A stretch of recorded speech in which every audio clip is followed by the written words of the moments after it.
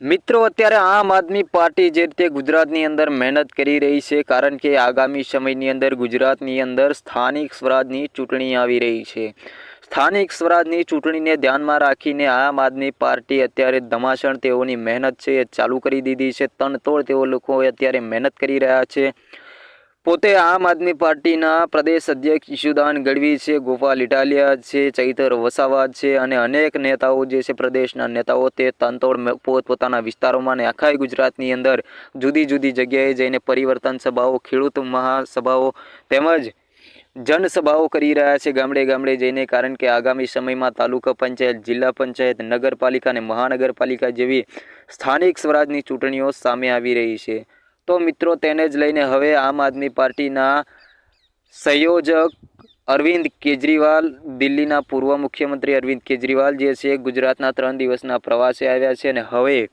ગુજરાતની અંદર તેઓએ અમદાવાદના સાણંદ વિસ્તારની અંદર સભા યોજી છે અને અહીંયાથી તેઓએ શરૂઆત કરી દીધી છે સભાઓની અને હવે તેઓ 3 દિવસ ગુજરાતની અંદર રોકાવાના છે અને જુદી જુદી જગ્યાએ જનસભાઓ અને પોતાના કાર્યકર્તાઓ જે છે બૂથ લેવલના કાર્યકર્તાઓને હવે તૈયાર કરી રહ્યા છે કે હવે આગળ સ્થાનિક સ્વરાજની ચૂંટણી આવી રહી છે અને ચૂંટણીમાં પોતે મજબૂતાઈથી મેદાનમાં ઉતરવા માટે અત્યારથી તેઓ ખૂબ મહેનત કરી રહ્યા છે અને આવનારા સમયની અંદર જે ચૂંટણી આવી રહી છે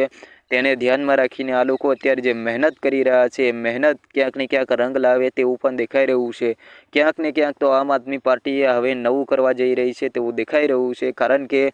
જ્યારથી તેઓ વિસાવદરની ચૂંટણી જીત્યા છે ત્યારથી તેઓ ખૂબ સભાઓ કરી છે।